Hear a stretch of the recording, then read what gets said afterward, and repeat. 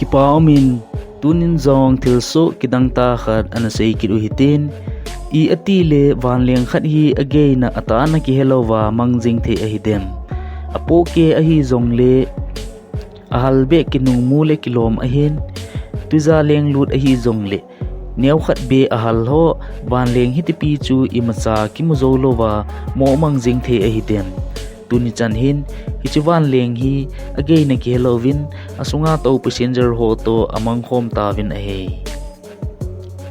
8 March 2014 kumhin Malaysia airline flight hi Kuala Lumpur International Airport in anakipando in asunga to mi janile somnile sagile crew member somle nito agomin mi janile som thumle ko hi Malaysia airline flight Boeing 370 hi Beijing Capital International Airport China Kopi zone din anakipando in ahe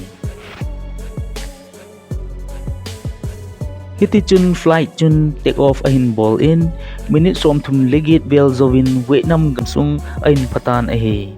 Malaysia ATC hon jong Vietnam Air Traffic Control ti chu ATC ho chu contact a ball ovin abana instruction ading in Vietnam ATC hon jong akingan sin na bang achun amo hon jong flight chu contact boarding in anaki kotawin ahe inla Vietnam ATC ho chun contact boarding tin flight chu ananga jing ovin hinla Malaysia flight 370 chu instruction boarding tin line a hol wang ovin anamu zo povin pau anaki phau mat thei te povin ahe Malaysia ATC ho to akheu u ti lo chun adang ATC koi macha to pau anaki phau mat lo ahitan plane hi alen do zo minute som level zova again na ki hello anahin iti ho ahi ting le hin flight ho hi technical problem ti chu asi na ho a ting le wangsi na ho atu ji ahi in hin la hi chi plane hi iti mo mangjing the ahi dem igele lungdon aumin ahi minute som thum legit gei vel ho hi pau anki phau tu ahi win hi chi apha naw nung ho achun avelating in rescue team ho anasol ovin ahe amho geldan chun laimun chun wangsi na atu hitan te tin anigel over rescue team chu agan na thei chana anasol ahin hinla koima anamob do povin amon jong hol na thei chan in anahol ovin ima to sit ki tu na nung ima anamudo povin ahe fighter jet hon zong agan na thei chan in anadil in hol thei chan ana hol in hin la ima ana kan pon ahe jahas ho mangchan tuipi chung ho ana hol kit un hin la ima amudo di povin ahe ni ahin ahung chal jing in ni thum ahung hitan imala amu povin amho zong alungu akham le jing tan ahe chom khat zovin investigator hon anung u ain khol uvin ahi le lungdon ta khat in ain khol do uvin ahe Malaysian Air Force ho data dumzui in avet ule chi flight chu ama achi na ding alampi in leng lovin ahi lo langbe in analeng in ahe achi na ding in analeng lovin 190 degree in amai anahe koizin Indian Ocean chung zone in analeng in ahe mi ho geldan in plane chu hijack ki bol khat ahi dem ahi lo le terrorist ho khat to even a bol ahi dem amai ke koi jing chu tin anlung kham thei le uvin ahi plane ki phau tu na ding a communication ho jong khat cha on ki bolo abona ki thatna ki koi jing iti mo mong ahi dem chule a plane chu thachom in ta jong le asunga to ho khat be chun boina ato jong le ahin sei theju ahin hin la koi man imcha an sei lo hi tin analung kham thei le uvin ahe plane hi koi ham khat to in hijack a ball ahi jong le government ko ma thu dan chu ahin sei te dingo ahi in hin la hi chiong chu khat cha an kit pon ahi plane hi boina atu ting number 7700 ki ti hi ti be chan control room a ho ko ma boina atu thu ahin tho theju ahi in hi chiong chu ahin ball kit povin ahi hijacker ho het lawa message kiza to na number khat secret number plan ho adinga kiman khat number poi mo ta khat ahin hi chiyong chu ATC ho akon message ahung kit pon anahe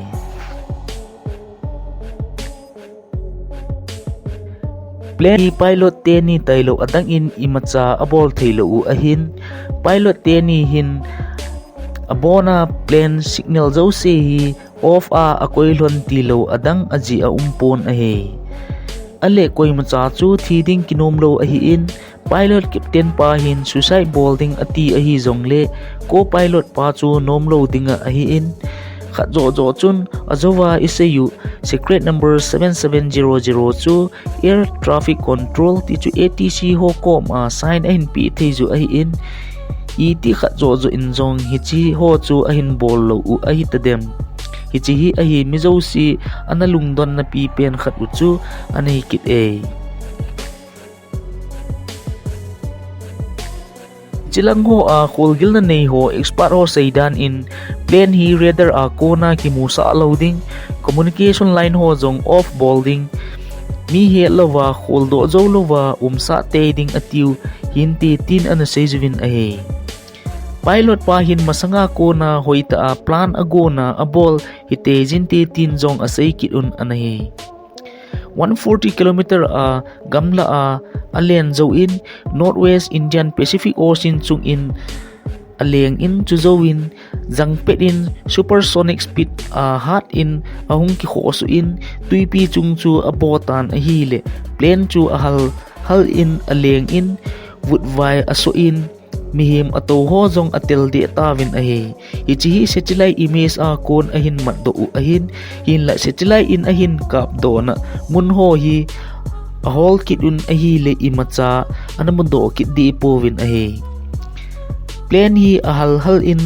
aleng che in satellite image a kon mudan chun hin la a hal sang izat hama tel de plane chu anung ama khat jong kit pon anahe satellite in ahin up do namun fly khat in to sit to namun chu nasata in a hole uvin hi la tuni chan hin a hal niau cha khat jing jong amudo zo hi lai juvin ahe hiti ahi ji chun mystery ahe tin jong asai juvin ahe MH370 Malaysian Flight 370 hi